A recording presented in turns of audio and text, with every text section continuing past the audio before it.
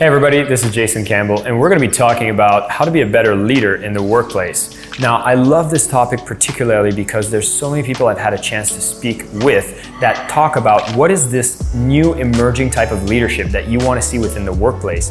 And we might have come across these memes on the internet that talk about the differences between a boss and a leader. And I don't know if you're currently in a leadership position or you're looking at maybe your own boss or your own leader and hoping they would do things better. You're going to learn a few things in this video that are actually going to be the key skills you can work on to become a better leader and how you can communicate that to people on your team as well. But I first want to address the fact that it seems like it's only recently that we've really added a lot of new responsibilities on the people that are on the management front to take on these things around leadership as some of their core competencies to be able to be effective at their job. If you you rewind a few years back, let's say back in the 1950s, 1960s, it was very different back then. And the idea of having a boss that would just tell you what to do seemed like a much more common thing. I mean, the people that were in those positions of management wanted to get the most amount of output from the people that were working for them. And so the jobs back then were a little more repetitive. They demanded a little less sophistication, and there was a lot of available labor. And so there was almost a sense of that's the way things are, and there's not really anything you can do about it. Fact is, when we look at the types of jobs that are necessary today, they demand so much more levels of critical thinking, of innovation. And if you look at the past videos where we talked about the future of work, those are the kinds of teams that are going to be needed to be in place, the ones that have analytical learning abilities, so very complicated tasks. And there's not that many people that are extremely good at doing those types of tasks. You're talking about getting A players now is becoming a more scarce thing. So where in the past we might have gotten away if you had a boss that just said, all right, we're going to take these people, we're going to work them to death, and then if I need to replace one, it'll be easy. Today, you need to invest a lot more into the employee. And I think that's a very good trend to see because it's making us not only happier in the workplace, but it's also making the companies more efficient and more productive given all the technology trends that are happening. And so, what are we looking for in a leader now? There's a lot of work that needs to be done to become a better leader. And I want to first congratulate you because if you came to this video looking to become a better leader, it's much better than if you would have been looking for the video that says, how can I get the people on my team to do what I want?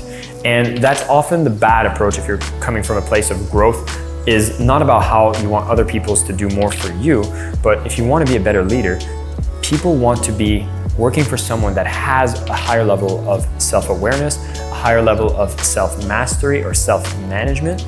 And all of these qualities are really around the one core skill that you want to be aware of as a leader, which is emotional intelligence.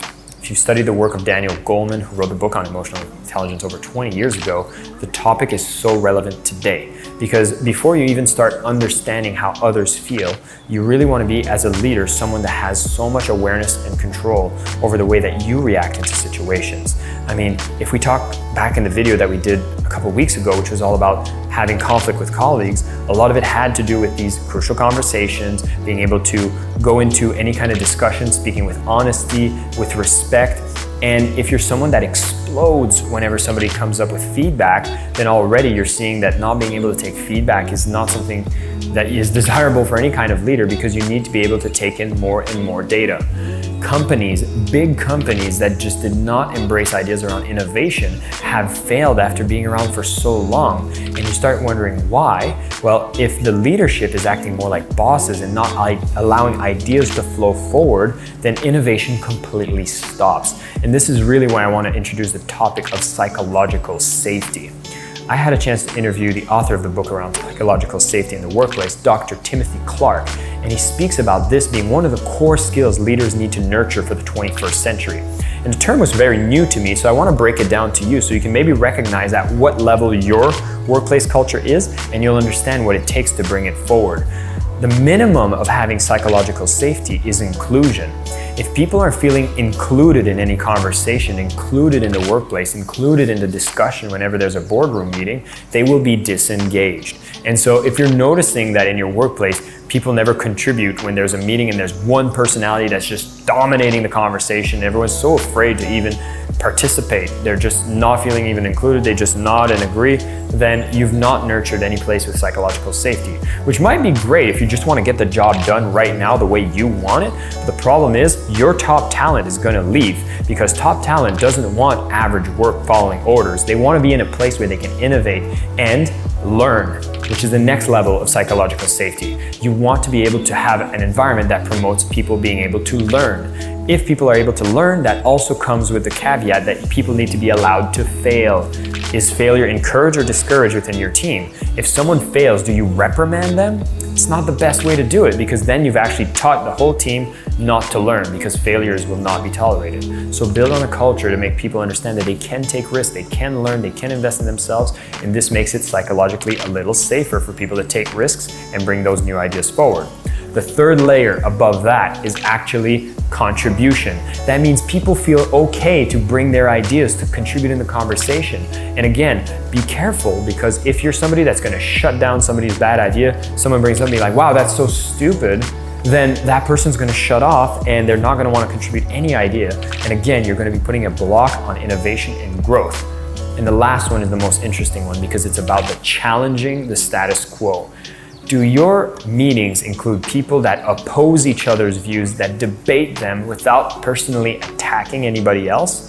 That is the highest level of psychological safety. And if as a leader you're able to cultivate that, that means that if someone disagrees with you, you can reward them, acknowledge them, because you know that you're all working towards the same goal, which is keeping focus on the big picture of making the workplace more effective, delivering better products, better services, making an impact in the world. Everything that ties to that clear mission, vision of the workplace, you as a leader will have created the culture and the environment, and having that skill set will be one of the most sought after skills for top leaders and top companies.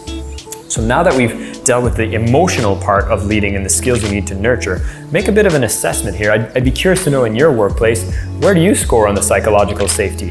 There's a poll that's in the little box you can click here to let me know if you are at the challenge level, are you at the contribute level, are you at the learning level, are you at the inclusion level, or is there no psychological safety at all? I'd love to read your comment to hear about what your workplace culture is like. And as a leader, you do have a responsibility to be able to nurture that. And if you listen to the podcast, Superhumans at Work, with the episode with Timothy Clark, we go way more in depth on developing that skill set, and I highly encourage it.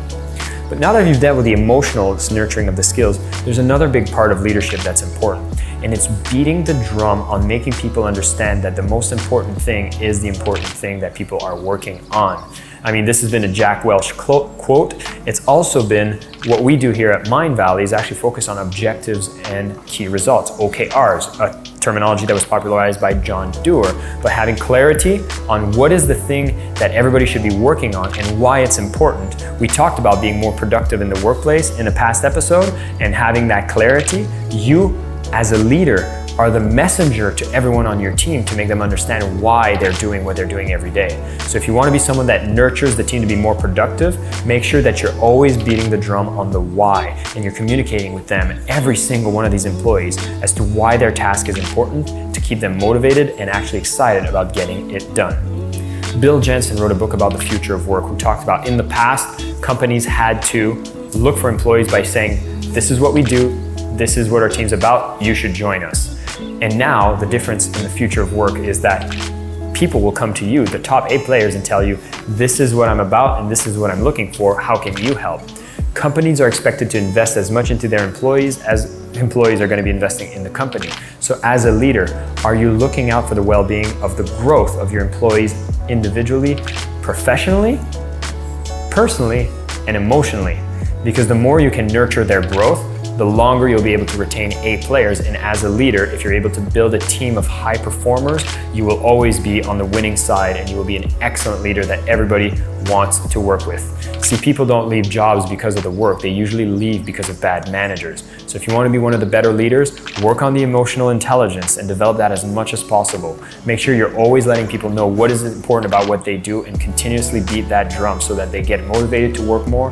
And finally, invest into each of these employees. And yes, it does take time, but when you do it, you'll have a more productive team that is working on important things and making a true difference. And you will be the one that's on the leader side and not on the boss side. So this is the final episode of our mini-series for season 1. And we had so much fun bringing these ideas together, and I would love to hear your feedback on how you like the topics that we covered. We went through 6 major topics that we know are super important within the workplace, and we're going to be preparing to do this again. And I'd love to hear from you about what are the topics you would want me to cover.